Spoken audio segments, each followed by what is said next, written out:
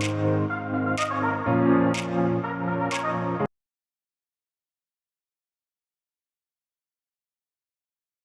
à vous, bonsoir, bonsoir à tous. Merci de m'accueillir pour ces échanges. J'aurais préféré être présent avec vous à Rennes, mais c'était un peu compliqué. Écoutez, je me propose là très très succinctement de vous donner quelques éléments un peu effectivement sur à la fois le cadre réglementaire qui s'applique en matière de protection des données, et puis peut-être aussi réfléchir avec vous à quelques pistes pour essayer de vous orienter sur un sujet dont il faut bien reconnaître qu'il est compliqué, à la fois sur le plan juridique et puis aussi technique. Mais c'est de fait un sujet qui aujourd'hui est devenu important parce qu'il y a un sujet de responsabilité derrière pour les professionnels que vous êtes, je leur dirai un mot. Et dans le contexte qui a été rappelé à l'instant, et dans le contexte de le développement de la e-santé, des systèmes d'information de santé, on ne peut plus aujourd'hui faire l'impasse sur ce sujet réglementaire et il faut le connaître à minima et savoir ce qu'on doit faire. Alors peut-être sur le premier slide, j'ai préparé 3 slides. Déjà, vous rappeler un peu quel est le rôle de l'Agence du numérique en santé.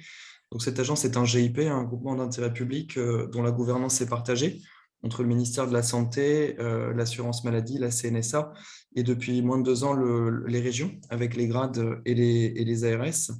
Et notre mission, si on devait résumer, c'est vraiment d'accompagner la transformation numérique du système de santé aux côtés de tous les acteurs concernés, donc y compris les industriels, les professionnels de santé que vous êtes, avec un objectif qui est de renforcer et de faciliter l'échange et le partage informatique de données de santé. Pourquoi? Pour fluidifier les parcours de soins, pour améliorer, si c'est possible, la qualité des soins, pour faire des économies parfois aussi. Enfin bref, il y a plein de motivations qui incitent les pouvoirs publics à développer la e-santé. Et ce qui nous importe, nous, c'est que ce développement se fasse dans le respect de 3 principes qui sont pour nous essentiels, qui sont l'interopérabilité, faire en sorte que les systèmes d'information communiquent bien, et aussi la sécurité et l'éthique. Et c'est donc au titre finalement de ces principes de sécurité et d'éthique qui gouvernent un peu toute notre action qu'on revient sur la problématique de la protection des données de santé. À l'agence, on a un rôle un peu multiforme puisqu'on est à la fois régulateur, on produit des référentiels, par exemple des référentiels en matière de sécurité, dont l'objectif est que ces référentiels, évidemment, soient appliqués par les éditeurs, les industriels, et puis derrière par les professionnels de santé qui utilisent les solutions. Je pense que notre interlocuteur de Doctolib parlera du dispositif d'hébergement de données de santé. Typiquement, l'ANS a travaillé à des référentiels sur ce sujet. On est aussi, nous, opérateurs de services, par exemple de la messagerie sécurisée de santé, que peut-être certains d'entre vous utilisent déjà. Et puis, on est un facilitateur, on a vocation à essayer de stimuler des innovations positives en matière de e-santé. Vous avez peut-être probablement entendu parler, par exemple, du Ségur numérique, je leur dirai un mot dans quelques instants, où on a mis en place, nous, un guichet pour labelliser des éditeurs qui proposent des solutions qui répondent à un certain nombre de référentiels.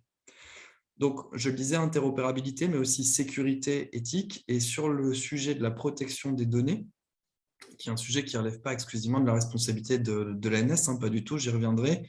Nous, on a quand même à cœur de sensibiliser notre écosystème, les éditeurs, les professionnels de santé, sur le fait qu'il est important de veiller au respect de cette réglementation. Alors, sur le slide suivant, si on devait un peu rappeler les principes qui sont liés à cette réglementation, bon, d'abord rappeler qu'on est sur une réglementation qui est relativement ancienne, puisqu'elle a elle a près de 45 ans, une réglementation des années 70, mais qui a été mise à jour récemment dans le cadre d'un règlement européen qu'on appelle le RGPD, qui est applicable en France depuis 2018 maintenant, et puis de la loi française de protection des données, qu'on appelle la loi informatique et liberté, qui, dans ce contexte, a été modifiée.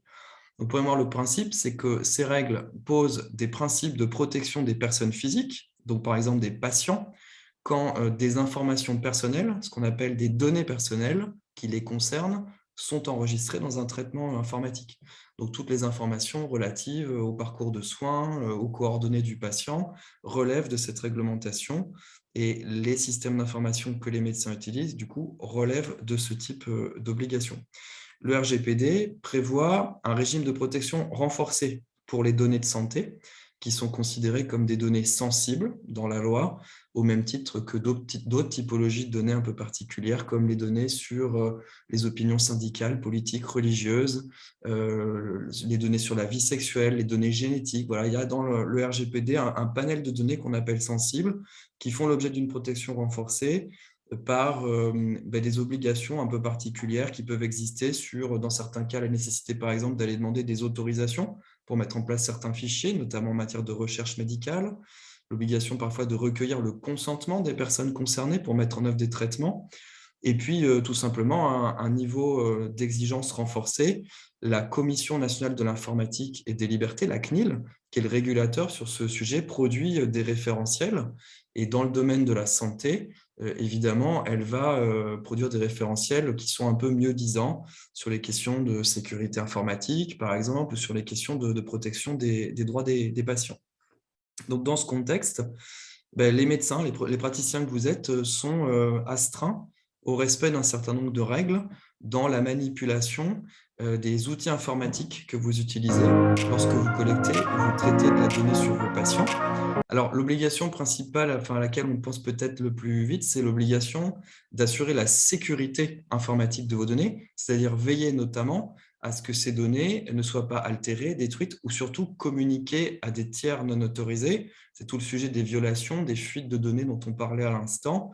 S'assurer que le système d'information finalement est suffisamment sécurisé pour que les données de santé soient dans une bulle de confidentialité qui renvoie aussi évidemment à la problématique du secret médical auquel vous êtes astreint. Donc, quand on fait appel évidemment à des logiciels tenus par des prestataires, typiquement, le RGPD prévoit que vous devez contractualiser avec ce prestataire et que ce contrat doit prévoir les conditions dans lesquelles ce prestataire s'engage à garantir un certain niveau de sécurité sur les données. Tout ça, on va y revenir tout à l'heure, donc je n'insiste pas. Retenez juste que la question de la sécurité, ce n'est pas la seule obligation qui figure dans le RGPD. Il y a toute une petite checklist d'obligations, il y en a une dizaine. Vous devez, par exemple, définir des durées de conservation, une politique d'archivage dans votre système. Les données sur les patients ne peuvent pas être conservées de manière illimitée. Les patients ont des droits, par exemple, ils ont un droit à l'information, ce qui nécessite de prévoir, par exemple, un affichage dans vos salles d'attente pour rappeler aux personnes concernées les conditions dans lesquelles leurs données sont susceptibles d'être utilisées. Et puis avec le RGPD, on en a quasiment fini avec les déclarations à la CNIL.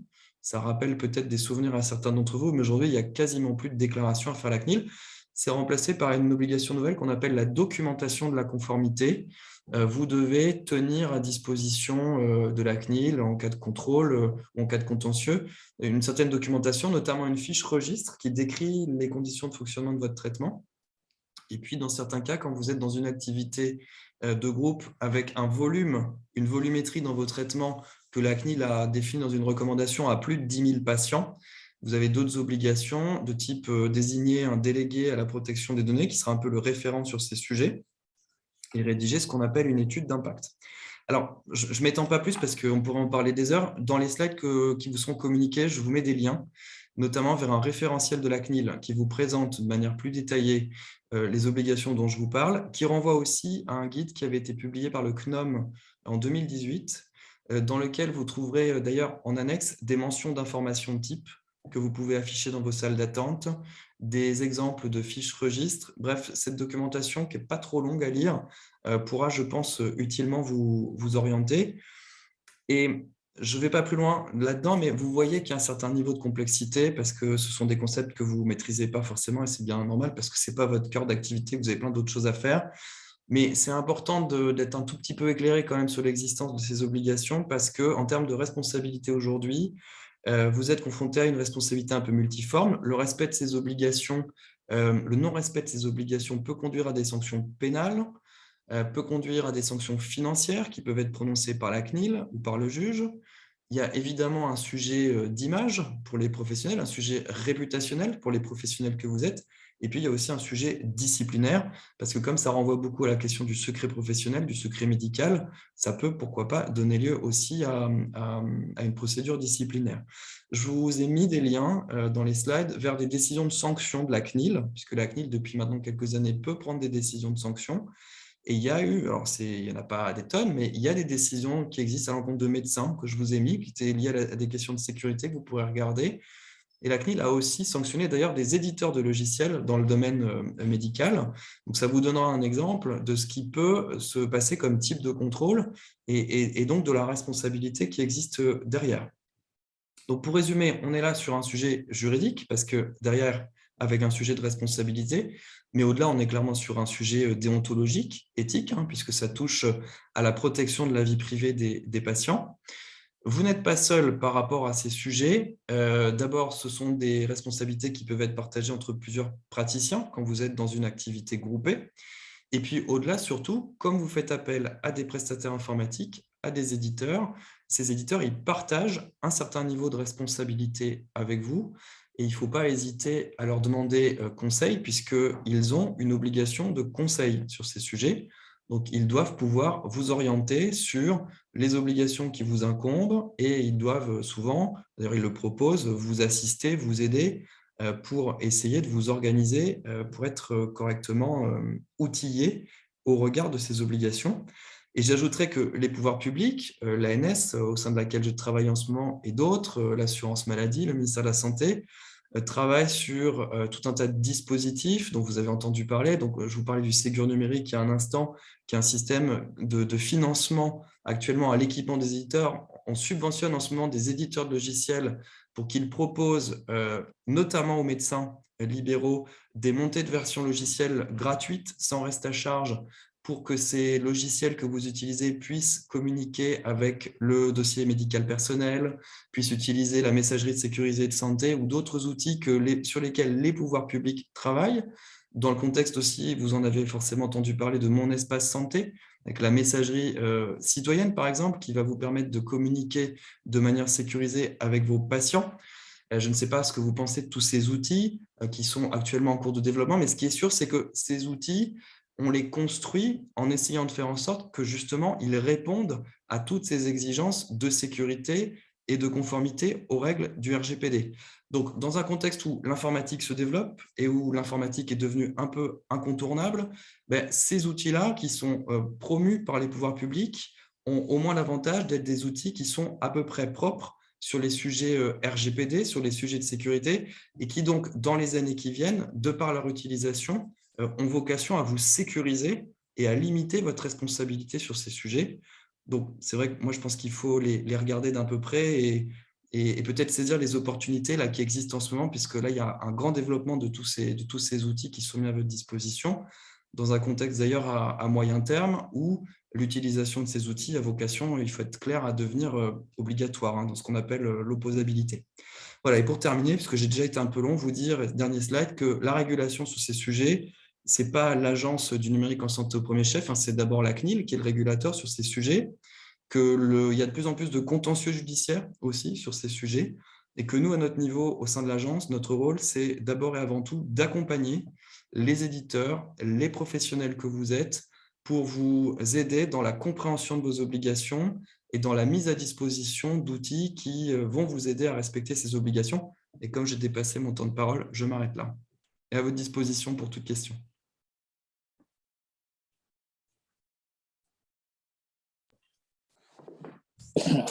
Je vous remercie pour votre présentation brève mais très très claire, qui nous a permis de remettre en place le cadre, le réglementaire dans lequel on doit exercer et nous rappeler surtout nos responsabilités éthiques et déontologiques aussi en tant que médecin lorsque les patients nous confient toutes ces données. On passe aux questions.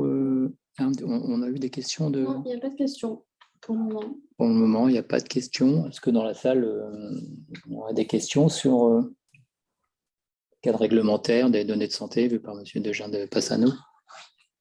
Sur la... Vous entendez?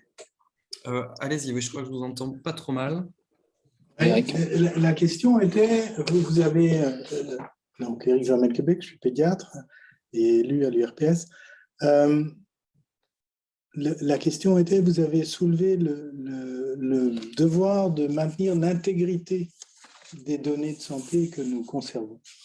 Donc, les éditeurs de logiciels métiers nous proposent des moyens de faire des sauvegardes. Mais ils nous les proposent. Ils ne nous citent pas cette obligation de faire des sauvegardes pour pouvoir garantir l'intégrité des données de santé que nous avons recueillies. Donc il y a là peut-être un éclaircissement à faire, certainement pour des gens qui nous regardent ou de la part des éditeurs de dire, bon, les sauvegardes, ce n'est pas une option, c'est une obligation et du coup, ça ne devrait pas être un supplément sur l'abonnement, mais bien être compris dans l'abonnement. En tout cas, sur le plan réglementaire, ce que le RGPD définit en matière d'obligation de sécurité, c'est non seulement effectivement l'obligation de s'assurer que les données que vous allez collecter, elles ne vont pas être communiquées à des tiers non autorisés. Donc ça suppose de mettre en place un dispositif qui permet de gérer les accès, les habilitations au traitement de données, de sécuriser les envois de données à l'extérieur de votre cabinet, par exemple. Mais au-delà de cette question, il y a effectivement le sujet de l'intégrité, c'est-à-dire que vous devez garantir que les données que vous collectez ne seront pas détruites, altérées, modifiées de manière involontaire. Donc ça, effectivement, après, le RGPD ne vous dit pas ce que vous devez mettre en place comme mesures techniques pour respecter toutes ces obligations. Vous êtes complètement libre de les définir parce que, évidemment, d'un secteur d'activité à l'autre, d'un niveau de sensibilité d'un traitement à l'autre, les mesures de sécurité qu'on va appliquer ne seront pas du tout les mêmes. Mais ça peut effectivement renvoyer à des questions de politique de sauvegarde. Si à un moment donné, il y a un incendie dans votre cabinet, la logique du RGPD, c'est de dire il faut qu'il y ait une redondance dans le stockage des données pour que ces données ne soient pas détruites et qu'elles puissent être récupérées par la personne concernée. Donc ça peut être effectivement une question importante à poser à votre prestataire. Merci. Alors, on a une question du docteur Jouan. Va-t-on parler de la messagerie de l'ENS? J'avais cru comprendre qu'elle pourrait permettre de communiquer de manière sécurisée avec les patients et pas seulement de leur envoyer des docs. Qu'en est-il? Merci. Oui, c'est vrai. En fait, il y a deux messageries. Alors moi, pour être honnête, je ne suis pas le grand expert sur le plan technique. Moi, je suis le juriste. Aujourd'hui, vous avez deux messageries. Vous avez la messagerie sécurisée de santé, qui est un écosystème géré par l'agence, par l'ANS, qui permet aux médecins, aux professionnels de santé d'échanger entre eux. Et dans le cadre de l'ouverture de Mon Espace Santé, là, qui vient de commencer, il y a ce qu'on appelle la messagerie citoyenne, qui va permettre aux médecins et aux patients de communiquer via un système de messagerie sécurisée qui lui est géré par l'assurance maladie. Donc ce système-là, il est en train d'être mis en place.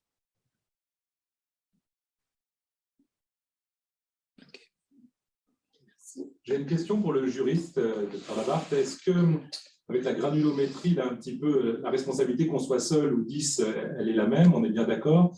On nous avait évoqué dans des soirées juridiques aussi les responsabilités organisationnelles quand des groupes organisés, type exercice coordonné, organisent des soirées ou des jours de formation, des liens avec les patients. Il y a une obligation d'organisation, de responsabilité organisationnelle.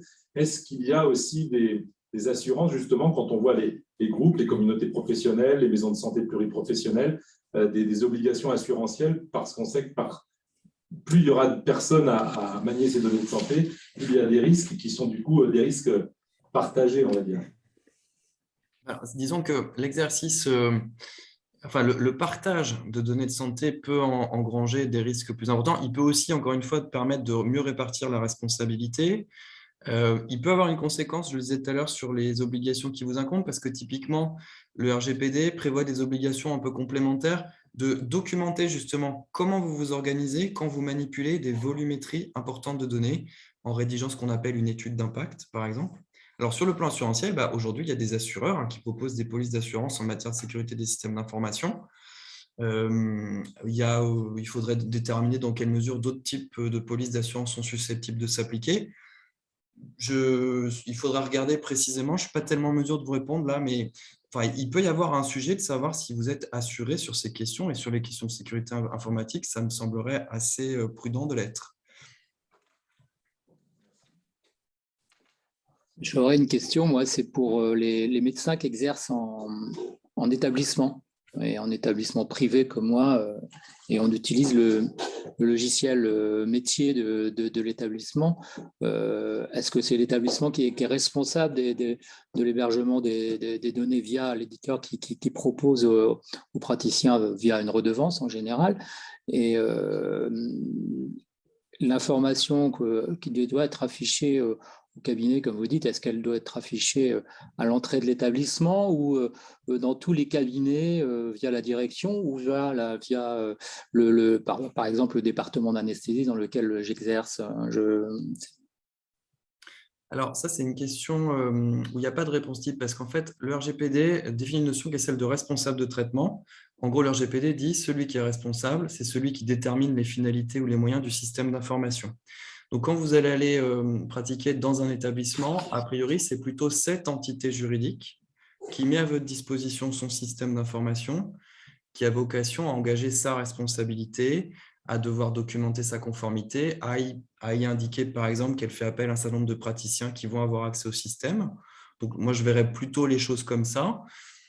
Ça pourrait être de bonnes pratiques d'aller demander à cet établissement ce qu'il pense de ce sujet et quel est le niveau de responsabilité qu'il voudrait, le cas échéant, vous mettre sur les épaules, parce qu'il pourrait tout à fait considérer que c'est une responsabilité partagée, notamment s'il y a des spécificités dans la manière, je ne sais pas moi, dont vous allez utiliser le système d'information, ou sur certains aspects comme l'information des personnes, est-ce qu'ils vous délèguent ce sujet? Donc, je pense qu'on peut partir quand même de l'idée que la responsabilité première, elle pèse sur les épaules de l'établissement qui est en charge du système d'information, mais à vérifier quand même auprès d'elle si elle ne souhaite pas partager un peu cette responsabilité.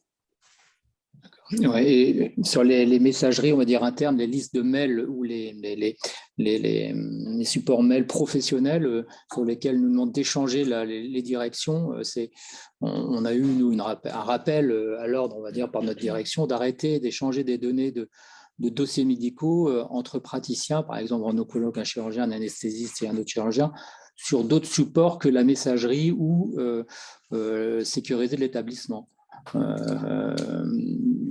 Voilà, on a eu ce rappel-là, donc on voit bien un peu la complexité de savoir qui sera responsable en cas de fuite de données à ce moment-là, en nous déconseillant fortement de passer par Google ou par un autre prestataire public et d'utiliser que la messagerie professionnelle de l'établissement. En tout cas, en les sollicitant, en leur demandant ce qu'ils en pensent, vous les obligez à se positionner là-dessus et je trouve que c'est pas mal parce que ça vous sentirez moins seul sur ce sujet de la responsabilité. Merci. Ok. On passe Alors, il y a une autre question. Pensez-vous que les patients qui n'ont pas plébiscité le DMP, et c'est peu dire, vont être plus enclins à utiliser l'ENS? Docteur Jouan.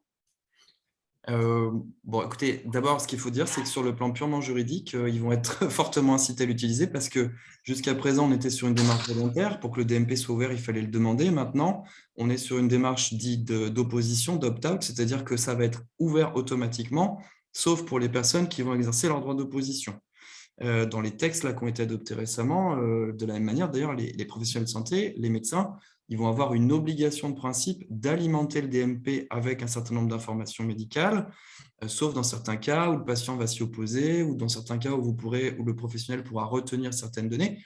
Mais bref, on est dans un cadre juridique qui a évolué justement pour faciliter le développement de ces outils. Et par ailleurs, j'ai envie de dire, c'est un travail à plusieurs niveaux de sensibilisation pour démontrer que ces outils, ils peuvent apporter quelque chose à la fois aux praticiens que vous êtes et puis aussi aux patients dans la prise en charge des soins, la qualité des soins. Donc nous, à l'ANS, là, en ce moment, dans le cadre du Ségur, on travaille beaucoup avec les éditeurs pour qu'ils vous proposent des solutions logicielles qui répondent à toutes ces exigences d'interopérabilité, de sécurité, qui vous permettent d'utiliser ces nouveaux outils. Après, c'est aussi aux praticiens eux-mêmes d'être convaincus, et j'espère qu'ils le seront, pour aller eux-mêmes convaincre les patients. Enfin bref, tout ça, c'est toute une chaîne, et pour que ce dispositif fonctionne, et je sais que c'est un dispositif qui existe depuis longtemps et qui a eu du mal à se mettre en route, il faut que toute la chaîne y croit. Ce qui est sûr, en tout cas, c'est qu'on n'a jamais autant mis de moyens financiers, juridiques, pour essayer de faire en sorte que ça marche. 6 milliards, c'est ça, c'est le Ségur numérique. Sur juste une dernière question sur le mésusage des outils pour d'échange d'informations entre praticiens, toujours autour d'un patient.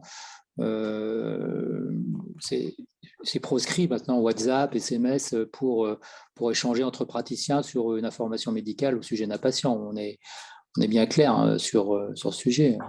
Ce n'est pas très recommandé parce qu'a priori, en tout cas, c'est pas les outils disponibles comme ça ne sont pas des outils tellement adaptés pour échanger des données de santé de manière sécurisée.